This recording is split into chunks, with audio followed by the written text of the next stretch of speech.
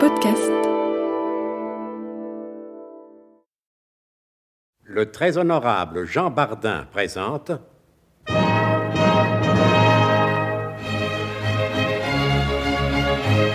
Bon baiser de partout. Une émission secrète de...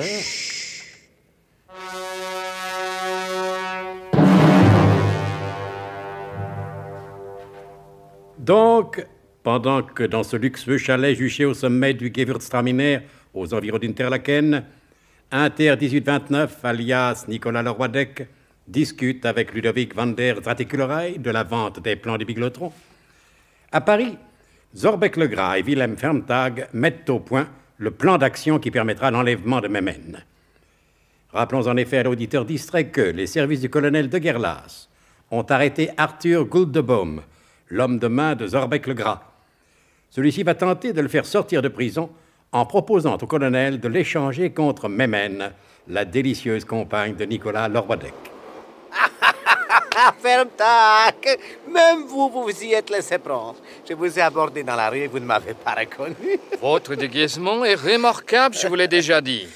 Bon, si nous parlions maintenant de choses sérieuses. Parce que vous croyez que je me suis déguisé dans le seul but de vous faire rire? Permettez-moi de vous faire remarquer, mon cher ami, que je n'ai pas Je ri. sais. Vous ne riez jamais. Si j'ai fait tant d'efforts pour me rendre méconnaissable, c'est parce que j'ai l'intention de rendre visite à Memen. Et je ne veux pas qu'elle puisse me reconnaître. Nous allons l'attendre à la sortie de son usine. Non, vous savez bien que Memen ne va plus chez Duflac et Petit Binet depuis plusieurs jours. Elle ne travaille plus, voyons. Elle est malade? Non, elle en avait assez d'être petites mains dans une usine de joints de culasse. C'est pourtant passionnant. Oh, le plus beau métier du monde. Ah, pour l'enlèvement, comment allons-nous procéder? Par ordre. Qu'est-ce que vous voulez dire? C'est pourtant évident. Comment faut-il procéder? Mais par ordre. Il faut toujours procéder par ordre. Oui. Et quels sont les ordres? Voyez-vous, Ferntag, au cours du premier enlèvement, nous avons négligé ces règles essentielles qui, depuis celui des Sabines, et ça ne date pas d'hier, jusqu'à des actualités plus récentes, ont toujours présidé à la bonne marche des enlèvements. Je ne sais pas de quelles règles vous voulez parler. Si nous avons échoué la première fois, c'est surtout, il me semble, parce que nous nous sommes trompés de personne. D'accord, Ferntag, mais cette erreur était la conséquence du non-respect du code des enlèvements. Que faut-il pour réussir une opération de ce genre? De l'audace et de la détermination. Oui, vous n'avez pas tort de le faire remarquer, mais croyez-moi, ces seules qualités ne sont pas suffisantes. La réussite de cette opération dépend de plusieurs facteurs. Le lieu, l'heure, le prétexte et le personnel choisi. Vous savez que je suis toujours avide de m'instruire. Je vous écoute. Le lieu d'abord. Vous pensez bien qu'on n'enlève pas n'importe qui, n'importe où. Le lieu choisi est très important. Le drugstore de Saint-Germain-des-Prés, dans le contexte actuel, me semble tout indiqué. Pas d'enlèvement réussi sans le drugstore de Saint-Germain-des-Prés. Mais sous quel prétexte attirer ma main au drugstore? Question des plus logiques, Ferntag. Vous voyez, quand on respecte les règles du genre, on pose immédiatement les questions qui s'imposent. Un prétexte, mais un seul prétexte, voyons. Le cinéma. C'est fou le nombre de gens qui sont attirés par le cinéma. On a beau leur dire que ça ne rapporte plus un rond, ils veulent tous en faire. Enfer et damnation, bien entendu. Bon, ça fait rien, demain soir. Je commence à comprendre. Vous allez dire à ma main que vous lui donnez rendez-vous pour faire du cinéma. Bravo, Ferntag, vous avez compris. C'est étonnant, mais vous avez compris. Maintenant, passons au personnel nécessaire. Il nous faut un directeur d'aérodrome et 2 policiers. Mais des vrais, tout ce qu'il y a de plus vrai. Il est nécessaire également d'avoir à sa disposition une villa située en Seine-et-Marne et appartenant à un truand notoire. Et croyez-moi, quand nous disposerons de tout ceci, l'enlèvement de Memen est dans la poche.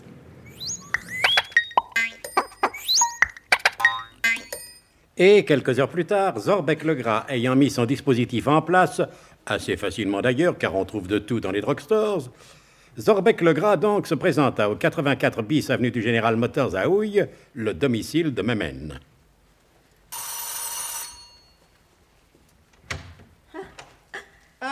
Vous êtes bien Antoinette du Glampier? Oui, monsieur, qu'est-ce que c'est? La fortune, Oh, mademoiselle. une compagnie d'assurance, je parie. Non, compagnie d'assurance contre la pauvreté. Monsieur, je crois que vous perdez votre temps. J'ai tout ce qu'il me faut comme assurance et comme aspirateur. Je croyais que la concierge ne devait pas laisser monter les représentants, mais toute la journée, c'est la même chose. Au revoir, Non, monsieur. un instant, Mais puisque je vous dis de ne pas insister. Je n'insiste pas, je vous laisse ma carte, un point, c'est tout.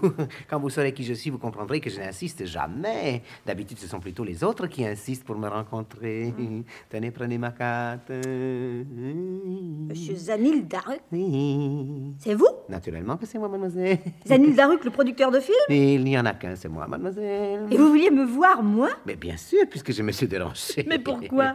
Quand un producteur se dérange pour voir une jolie fille, c'est généralement pour lui faire du cinéma. Mais je sais pas jouer la comédie. Les autres non plus. Allons, ne vous jetez plus. Faites comme tout le monde, devenez vedette de cinéma. Je veux bien, moi, mais qu'est-ce qu'il faut faire? Être ce soir à 9h au drugstore de Saint-Germain-des-Prés. C'est tout? Oui, mademoiselle, c'est tout. Ce soir à 9h, je compte sur vous. Oh, bah, vous pensez. Au revoir, monsieur Daruk, et bonjour chez vous. Ah, ce soir. Ça pour une surprise. Hein. C'est une surprise. Et vous n'êtes pas au bout de vos surprises.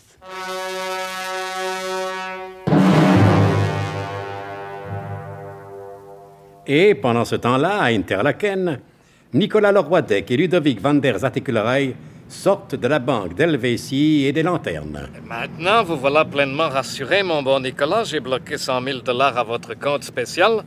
Retournant vite au chalet, examiner le microfilm.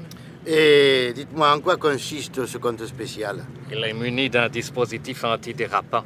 Si les microfilms sont sans intérêt, les dollars se volatilisent. C'est ce qu'on appelle le compte volatile. Ah. Mais dépêchons-nous, j'ai hâte d'examiner ce microfilm. N'oubliez pas ce que vous m'avez promis. Ah, quoi encore? Mademoiselle Dorothy devait venir avec nous. Elle est déjà là-bas. Allez vite, montez dans la voiture, je ne tiens pas à ce qu'on nous voit ensemble. Allez, montez! Oui,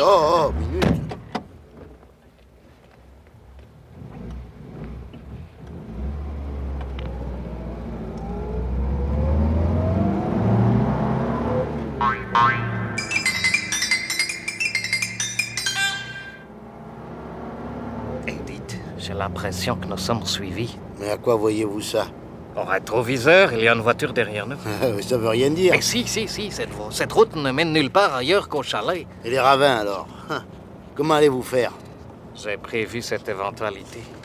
Passez-moi ce paquet dans la boîte à gants. Ah, voici. Ouvrez le paquet. Mais ce sont des lacets. Et alors? Vous ne savez donc pas qu'il n'y a rien de plus dangereux sur des routes de montagne que les lacets? Allez, lancez-moi ces lacets par la portière, vous allez voir le résultat.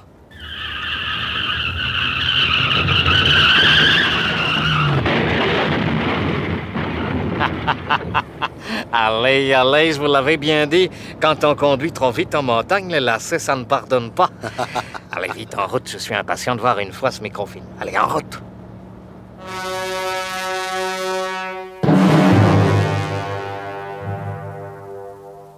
Et, sans autre notable incident, ils arrivèrent au chalet juché sur le sommet du Gewürztraminer et d'où l'on a une vue imprenable sur la vallée.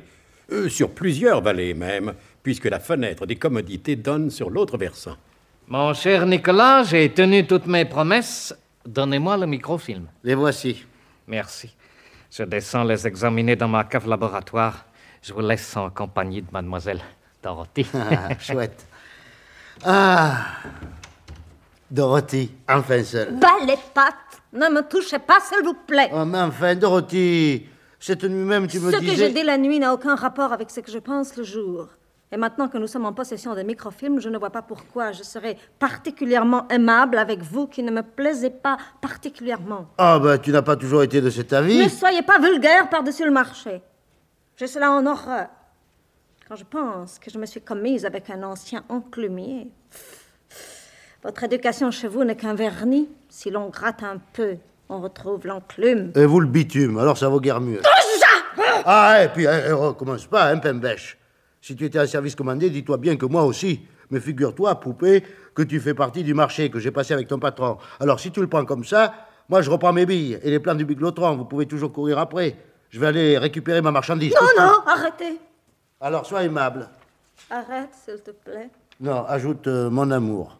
Arrête, s'il te plaît, mon amour. Oui, mieux que ça, dans la tendresse.